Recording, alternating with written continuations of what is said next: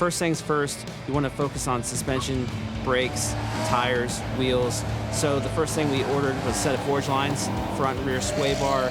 Also made some adjustments with the braking, such as pads, fluid, things like that. Alignment, proper alignment to try to get the car set up and kind of really see what it can do stock, I suppose, and then go from there. As the year progressed, we added a little bit more power, but one of the things I really tried to focus on was not so much adding boost, but adding power and efficiency to the engine. So actually we're making less boost than what it was stock, but we're still up 100 horsepower from where we were. And I really don't want to go much higher than that, honestly, at this point. I really want to focus on handling, focus on myself as a driver, focus on the car, aerodynamics, other things like that, to really make the car a full package.